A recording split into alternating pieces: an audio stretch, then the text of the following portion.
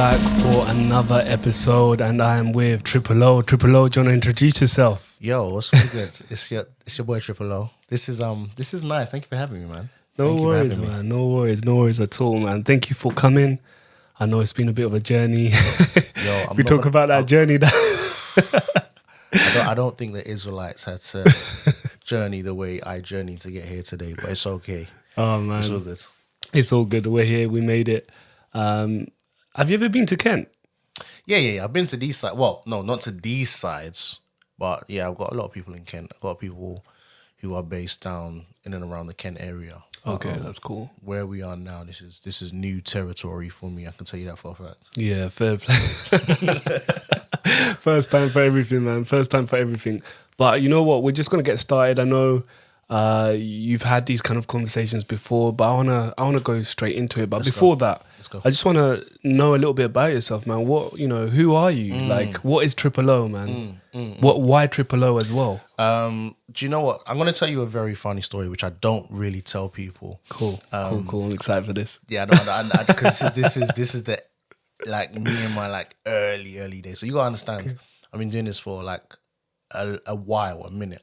Gosh. So initially, when I started making music, I really wanted like Triple O. Yeah, okay, that's my initials. So right. Like, I'm Nigerian. Okay. Right. Nigerian. So Niger boy, yeah. Niger boy. Yeah, we do this. So my full name, Oluwatobi Oyefeso. Cool. That was my name. Then this is when I'm like 16, 17. I always knew my name was gonna be Triple O. But I thought, that's boring. Especially then when I came to the faith. So I thought, okay, we've got to make it stand for something. So I said, all right, cool, we're going to make it stands for original one and only.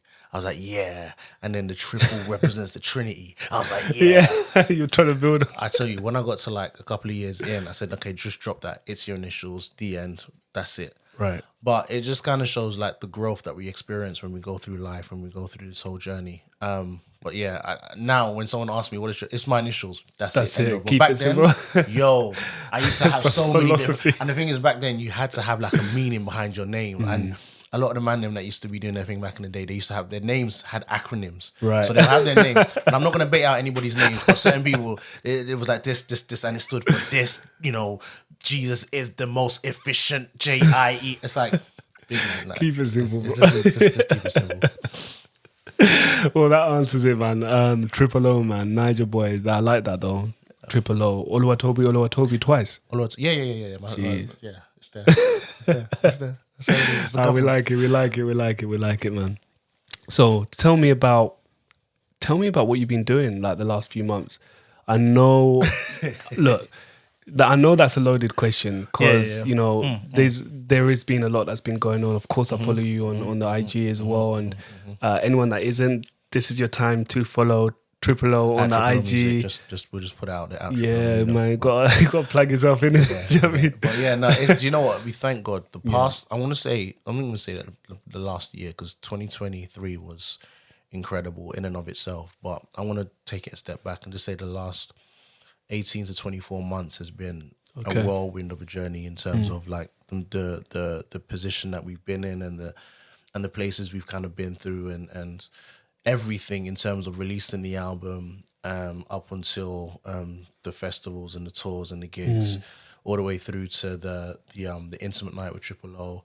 Then we had the live album recording, and then we had the mobile nomination. Like, it's the past 18 months has been surreal, and then the Premier Gospel Awards and all the nominations and blah, blah, blah, blah.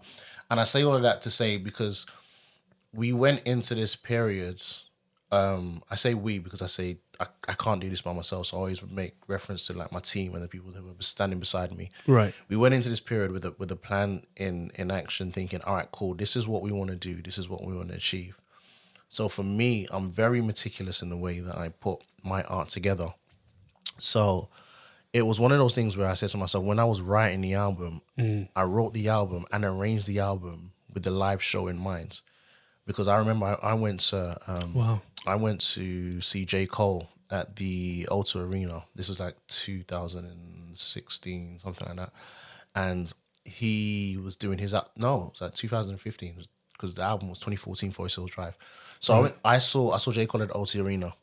And he came and he did his whole album from front to back. That was his set list. That was the whole night. And I stood there, because like usually when you go to a show, you see your artist, they will put on their live show and then they'll like, have their biggest song at the end, Right. and then they'll just, pick and choose which songs they feel would work for a crowd, and then, maybe chuck in a few other songs, and that's it. So they won't even do the whole album. Right. But when I saw Cole do that, I said, this is incredible, because it means you believed so much in your material and in your music that you wanted people to have the whole experience. For him to come back to the UK a couple of years later and do the exact same thing with a different album. Wow. And I got to That see was that as well. inspiring. So Right. for me, I said, you know what? Everything I write in terms of a body of work needs to carry weight. And there's a reason and a purpose for every single song on the album. And I want you to experience it. Wow. So when I was writing and recording and arranging the album, I always knew that we were going to do a live event where I was going to do the whole album from back to front.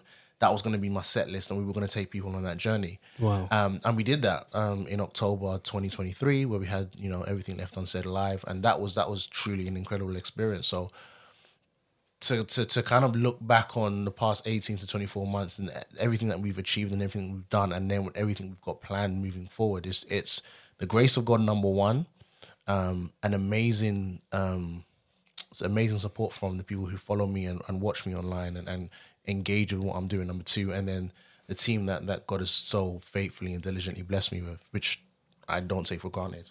That's amazing, man. That's amazing. But you know what? I wanted to touch upon you mentioned on one of your posts, imposter syndrome. I just wanted you to expand on that, because clearly, obviously, there's a lot that you've done, in the last 18 to 24 months. And, even recalling like the first time I actually spoke to you was when just after you had performed at Big Church Day Out. Oh, yeah. Which is crazy. So you were doing bits. Why do you feel like, or why is there that element? Do you think that's just a natural thing, or is that just something that you've struggled with, throughout your life, or is it just where God has put you? Like, oh my gosh, this is unbelievable. With imposter syndrome, I think it's something that every creative experiences. It's something that everyone wrestles with, right? Because you feel to yourself, "Oh, am I worthy to be in the position that I've found myself in?" Right. Because your art is opening doors for you. Your creative output is opening doors and making a way for you. And then you get into certain positions, you get to certain places, or you receive certain accolades, and you think to yourself, "Oh my gosh, do I deserve to be here? Have I worked hard enough? Am I worthy to?" And it's not even in the sense of pride or arrogance, but you almost feel, am I justified in the things that I've achieved and the things that we're now reaping the benefits of? I think every creative kind of experiences that, and I feel, especially more recently with some of the things I've had the opportunity to achieve, glory be to God, I think to myself, "Rush, like, should I be here? Is this something that I deserve?" And you ask yourself these kind of questions, and I think it's one of those things where, especially as Christian creatives, we have to get into the space of where, look, Lord, I lay it down at your feet. Everything I've achieved, everything I'm doing, everything I'm working towards, I give it to you. And whatever comes of it, to you be the glory. So it's one of those things where if we do receive the accolades and the whatever, and if glory be to God, and if we don't, glory be to God. And I think when you condition your mindset in that way, whatever doors then start to open, you realize that you weren't the one opening them in the first place. It was God saying, "Okay, cool. Look, listen, we're gonna take a left here, we're going to take a right here, I need you to walk through." And then you realize every step is orchestrated by God, which then allows you to enjoy the journey, wherever the journey takes you. Do you feel like that mentality, do you think that you've always had that? No. Because I'm thinking, naturally, when these things kind of happen and you start people messaging you saying, surely, I have to say, surely pride must trickle in a little bit. Oh, listen. So I just want to know, how do you for me, deal with that? let's have the real conversation. Yeah, man. You see, as a creative, we live in a time and in an era where we watch numbers. We're seeing what A is doing, we're seeing what B is doing, we're seeing what my man is doing, we're seeing what this one's doing. Oh my gosh, he just got a number one. Oh my gosh, he just got signed to such and such. Oh my gosh, he just hit 1 million views on YouTube and all. Like we live in that space where comparison is a thief of joy. Yeah, wow, yeah. And if you're not honest with yourself, you end up saying, oh my gosh, I'm trying to do what this person's doing. I'm trying to do what this person, and you have no sense of identity as to who you are and what you're about. The analogy someone shared with me, and I always share this analogy, is that when you're in a 100-meter race, you've got like 3 or 4, 5, 6 runners. Everyone has their own lane. Right. Now, everyone's been trained to run the race differently, depending on who their training is, whatnot. Now, one man might be running with his arms in the air like this. One man might be running, and as the person officiating the race says, okay, cool, on your marks, get set, go. You're watching my man in his lane. And you say, oh, hold on, he's not running properly. His arms are all over the place. You're supposed to run like this. But as you're watching my man run his race, you step out of your lane. Yeesh. When you step out of your lane, even though he's not running with the right technique, he still finishes the race. Right. You stepped out of your lane, you get disqualified. Jeez. So for me, I'm thinking I can't be in a space now where I'm watching what everybody else is doing, because if I'm watching what everyone else is doing, I'm going to get distracted and I'm not even going to end up finishing the race. I'm going to get disqualified. Meanwhile, someone who I thought wasn't doing things properly, they're doing things their way and they're finishing the race. Wow. So I was in so many times in my musical journey, and even in my journey of faith, oh my gosh, Amapiano is a new vibe. Let me go and make an Amapiano rhythm. Or this and this. Do you know what I'm trying to say? Because you're watching somebody else's race. Oh, this person has just gone and done the Indigo too. Let me call Indigo and say, yo, can I make a booking? These times that's not what you're meant to be doing at this particular present moment in time. Right. So there's that element which needs to be considered, and there's that needs to be made. And I think when you realize this and you start to become comfortable in the calling that God has called you for, then number one, you get to the place where, for me anyway, by God's grace, impact over numbers, where it's like, regardless of whether it's 10,000 views, 1,000 views, or 10 views, you are content with what you are giving unto God, because whatever you're doing it for one, but before many. Like we're doing it for God. We just so happen to be doing it in the presence of people. But it takes a while to get to that space. And for me, I've definitely found myself wrestling with pride and saying, oh my gosh, this person has achieved this. Oh, like I've been doing this thing more than this person. Why haven't I? And then that's when you start saying, I, me. And then that sense of pride it's dangerous, man. Bro, that's so, wow. Yeah. That's deep, you know. That's deep. It's real. It's real. Still, yeah. And I think that there are a lot of Christian artists that don't want to have that conversation. Like, there are a lot of Christian artists that don't want to have the real hard conversation of, you are battling with pride. Right. You are battling with jealousy. Do you know what I'm trying to say? And then we lose sight of the vision and of the goal. Yeah. Because the reality is, some people aren't going to like this. No, it's speak it, easy man. to Speak become it. a superstar within the church than it is to become in the world. Yes, it is. Because in the church, no, Bro, God, speak facts, man. In the world, if you're not good, you're not good, and they will tell you are not good. Yeah, you're cooking now. Now, I'm not saying I'm the best, though I can hold my own, and I know I can hold my own. Just facts is facts. But in the space of in the world's arena, if you're not good, you're not, and they will tell you you're not good. Meanwhile, in the church, oh, he's doing it for God. Oh, he's doing it for the Lord. You know, let's encourage them. And I'm not saying we shouldn't encourage our brothers and sisters, but I'm just saying that there's a quality control which lacks within the body of Christ. And then what ends up happening is that those who are not in the faith end up seeing what we're doing inside the church, and they're like, that's corny, I can't relate to that. Yeah. Because there's no quality control. Wow, yeah. That is completely true, man.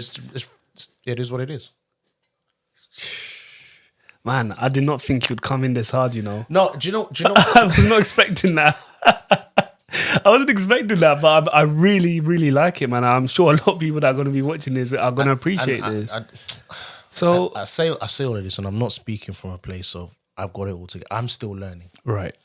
There are people within my industry who I have so much love and respect for, because they're doing some amazing things. And the moment you think that you've got it all together, you've got the cheat code, and you know, no. Like, God is against, the Bible says in the book of James, God is against the proud, but he gives grace to the humble. So it's that when you walk with that pride in your heart, you then realize you're walking against God, and you're not going to get very far. But when you are able to humble yourself, God's like, cool, let me elevate you and take you to the platforms that you don't even think you could. Before you know it, you're like, wow, I'm performing at the Grammys. How? because God is elevating and giving grace to those who walk in humility and true humility. And unfortunately, again, people may not like this. There are a lot of people doing this thing who are not humble. Right. That's true. That's very true. And I won't mention names, but you do see it a lot. You do experience it a lot. So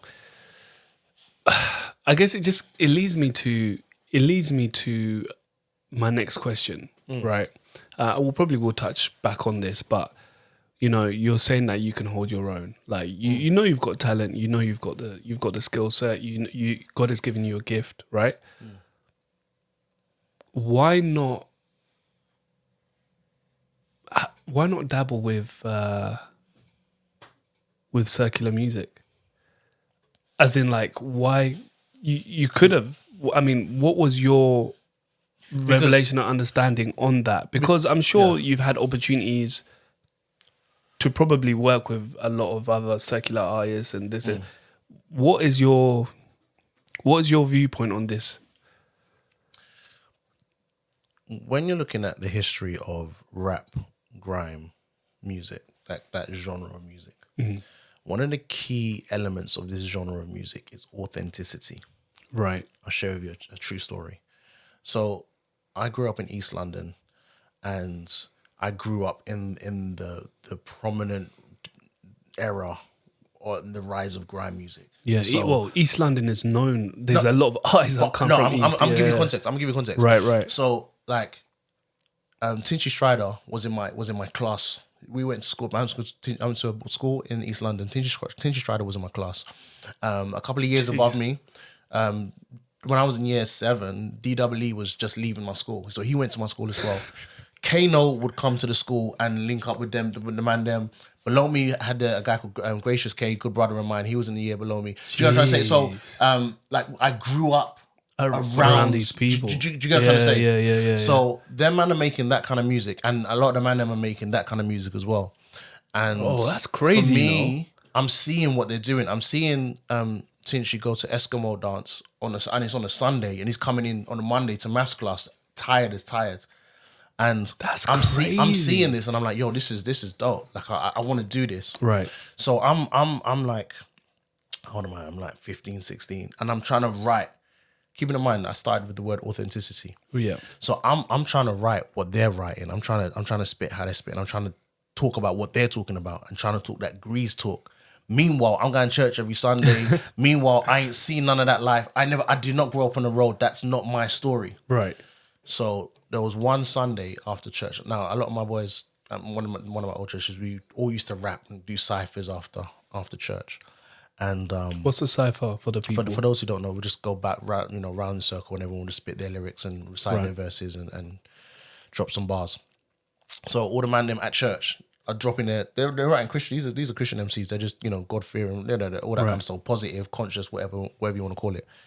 So going around, and then it comes to me, and I'm now doing my grime verse. Oh yeah, man will shoot you, man will da da da da. And everyone's like, big man, like, what are you doing? Your mum's over there. You don't live that life. Do you get what I'm trying to say? It was so weird. It was just so weird. So it was like not too long after that, I said, okay, cool. I have to be authentic to me. And the reality was, I go to church.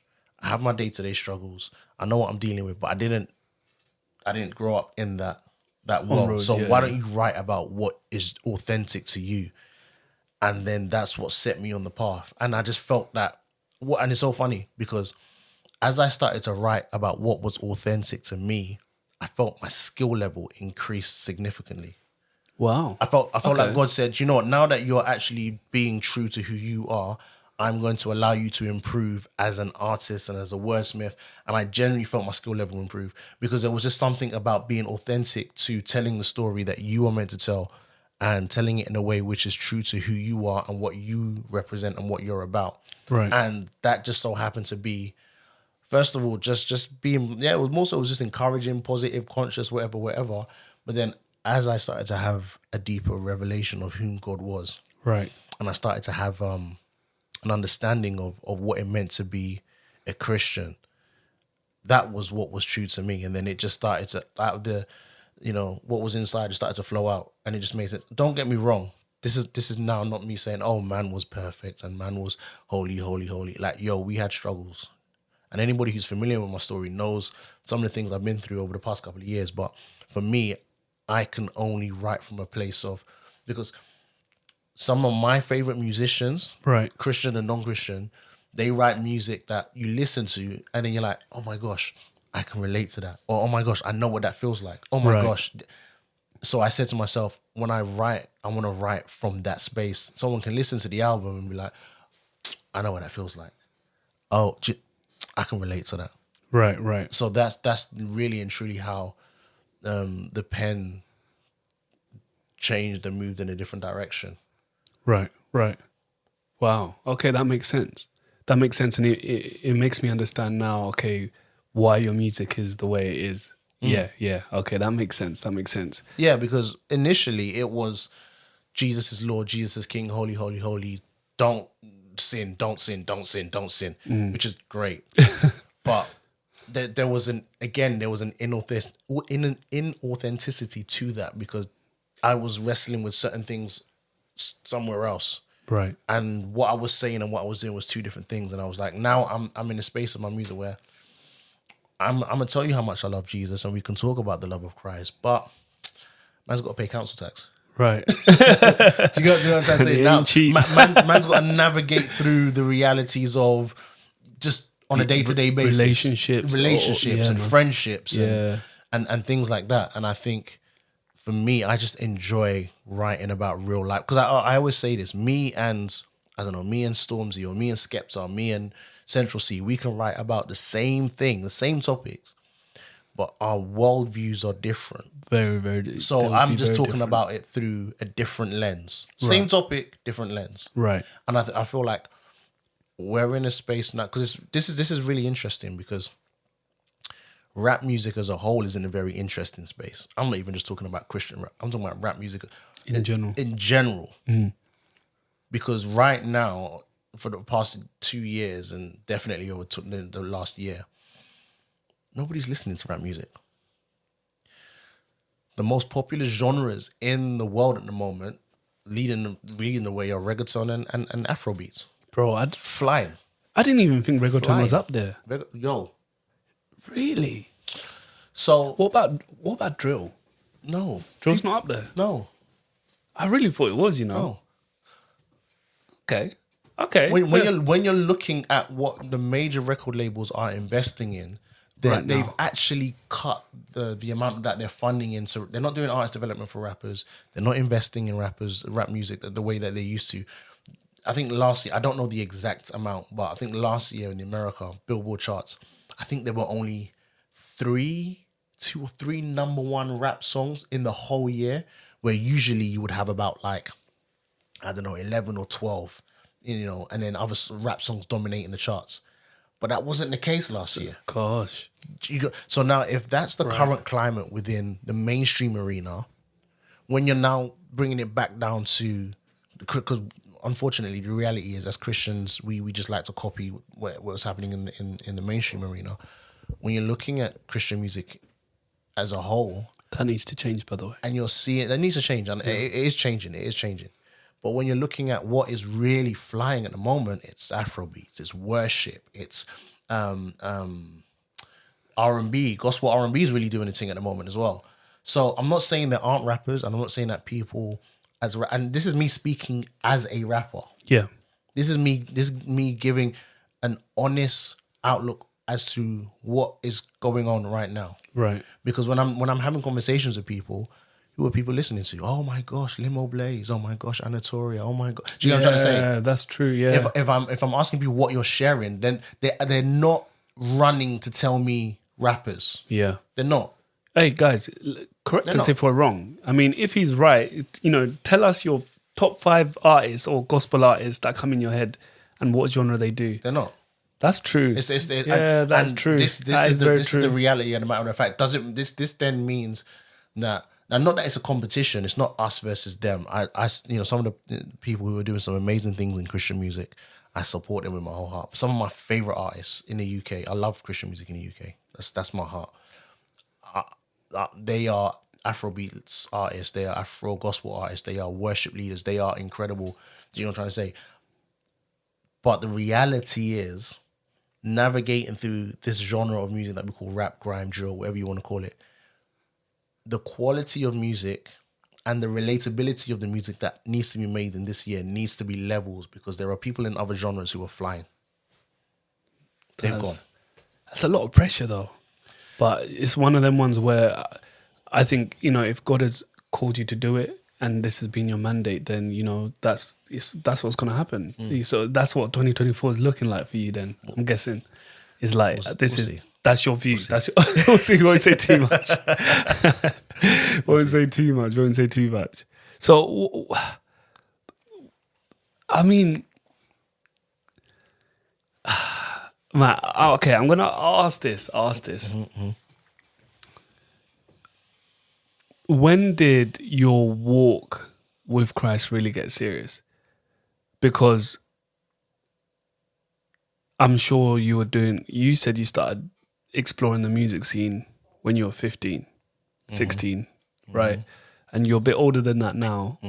And I'm just assuming, and I think you've touched upon this, it hasn't always been... No. Smooth sailing. What would you say was the pivotal point for you? Let's forget the music side. Actual relationship with, because I find even, you know, with being a creative, making content, there's been times where like even reading the word of God has been difficult, you know, and we found ourselves in spots or in places where we, you know, shouldn't be. Like, bro, I was telling you about my, you know, having the 3 operations, had 3 major that was a life-changing moment for me. This is when I was 17, 18 years old. And you know, God saved me from that. A few years down the line, you see me now being a bouncer at nightclubs, bro. Do you know, I was working at nightclubs, I was working at bars, like doing a mazza, bro. Like, and I'm not proud of it. Do you know what I mean? I'm not proud of it at all, but it's your journey. That's the thing. It's the journey. I can say so much, but it's the journey. And I feel like as Christians, we shouldn't be afraid of the journey and where God brought us from. And where we've come, because everyone wants to put on, and this is the horror. And I want to come back to your original question. Yeah. This is a horrible thing. As Christians, we have this thing of, I want to have the facade of perfection to those who don't really care about me after tomorrow's gone. That's a big element. And so social media does that. Living for the adulation of man. So bad. And we die from the rejection. And I think that's a very, very dangerous space to be in. Coming back to your original question, and I know you said away from the music, but I got to make this point. Go on. I was making Christian music before I got saved. Say that again. What? My brain was not, the math was not mapping there. What? So go on. I was making Christian music before I got saved. And I say that because, so I grew up in the church and I thought, all right, cool. That whole Grease talk wasn't me. So let me write and be authentic to me. So I started making Christian music. I started making gospel music. Cool. And I'm performing and writing, but I had no relationship with Jesus. I didn't understand the gravity of the cross and significance of the gospel and the implications of what Jesus did for me and what that meant in the grand sense of salvation. So I thought I was saved, but I wasn't. Right. It wasn't until maybe a year or two later, someone sat me down and said, okay, cool, this is the gospel. This is who Jesus is. This is what Jesus done. This is why he did what he did. This is the ramifications of the finished work of Christ on your soul and on your salvation. And this is what it means for your eternity. And this is where, and when I then had someone explain all of that to me, it then made me realize, you know what? I thought I was saved, but I wasn't. And I'm going to give my life to Christ now. Wow. And then we moved forward from there. Jeez. Okay. When did that happen? So I think I must have been about 19. 19. Yeah, so that's like maybe like a year or two after I started making Christian music. Jeez. I think that's the scary thing. I think there's a lot of people that grow up in church and they just have that assumption in it that, you know, they're all right. They're good with they're good with going to church and but it's actually more than that, you know. A lot more than that. Jeez, man. Okay. And then one last thing. Champion. What inspired that? Well, so shout out to Vonnie Morgan and Newey. Like, I love working with those guys. And so when they said they've got this song that they're working on, and they just wanted me to feature on it, I said, you know what, sure. And I've worked with Vonnie and the choir on various occasions, whether it be live. They helped me do my song, It's Gonna Be Alright, on my Cry Like a Man EP. And Vonnie sent me the song and what they'd done to it. And they said, yo, we've got this part where we just feel would be perfect for you. Do you want to join us on our song and just be a feature?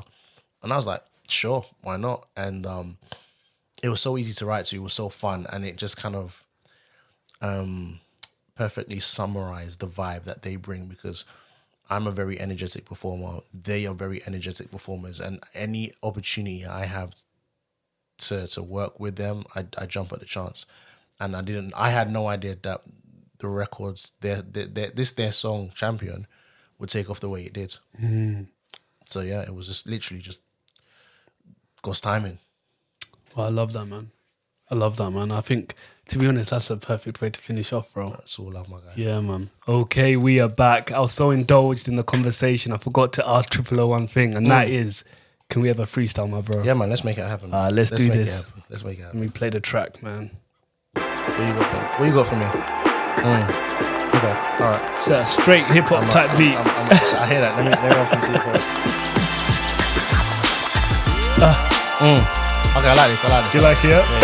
We'll make this one. Hey. Okay. Yo, listen. As I endeavor to please them, I got them running around screaming, keep. Hey, listen. Hey. Okay. Yo. We bear the mark of Christ, so for artists who delight in the sanction, the sanctification, defecating on anything that seems to be breaking the heart of the Father. Further, no facade, we go harder, we started over again. When pride started flowing through my veins, mud on my white shirt, it was obvious I needed change. Looked at his mainframe, death the perfect picture, the brush of his blood stains, decibels higher than Abel. Greater cry now the tears, I shed the tears of joy, making me bolder than Boban, just a little coy. Now you have me here professing to the masses about how massive your mass is and how you go to amass this. The centerpiece and the focal point. My allegiance is unto thee who was greater, unto thee I point.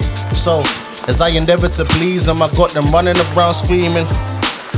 Writing a sentence with a life behind bars. A guy addicted to the flow so he can tap that. Thirst trap in the mug, gullible, vulnerable in every way, but that's just how the story goes. 25, she hasn't grown. She's defined by guys in clothes. Look inside her eyes, it shows. Insecure amongst his bros. Complimenting each other, had a daughter, but no one knows. Can we swallow the scope? A pill that can't be deep throated. We look to stay afloat. Gloat on the goat, the best to ever do it. Battered and punctured, though his lungs they did retire. No, his spirit never tired, left a mark as he looked to John. Resurrection is the foundation I base my faith upon. Now my younger than Johnson doing a set because the rock is making me bolder, I can't move. Another stone cold music with 316s, the one thing he can't do, my God he can't lose. So as I'm penning down these thoughts on the page, I'm reflecting on the past and on my painful mistakes. Now I'm fine with the wage, wasting away as I'm starting to wane. Bruce, and every nemesis becoming the bane of my existence, so I hush my demeanor to face. Then Mr. Freeze with an icebox in my chest. The death stroke is inevitable. Cardiac arrest in these Arkham nights, relying on a savior who knows all of me. Comfortably affording me, bloodstained importantly, pouring on me sequentially, then breaking the law of me. Grace on grace, marvel at the savior's face. Through the cross he did attain a name, surpassing any fame. Never, so we Bro, and just run it from there. Just picking pockets and having fun. Bro, the pockets on that, bro. The pockets on that, bro. Yo. I ain't calling you Triple O no more, man. I'm calling you the chef, man. You are cooking, bro. You are cooking. We're just Serious. having fun. Like, honestly, Bro. just having fun. Like, I love writing. Bro. I love writing. I don't know how you come up with that stuff. That's skill, bro. That's talent there, man. I love my guy. I appreciate Jeez, man. That was a whole song, blood. We do you know what? We could have gone on more, but I was just like trying to like where we going next. Where we go with this? By the way, I'm not freestyling; those are pre-written, and people think like I can't freestyle that well. But yeah, no, honestly, it man, was just, vibe. It was a vibe, man. vibes. It was a vibe, man. Keep breathing. Jeez. Guys, it's been emotional, man. Thank you so much for coming through, Love bro. and blessings, Come man. on, man.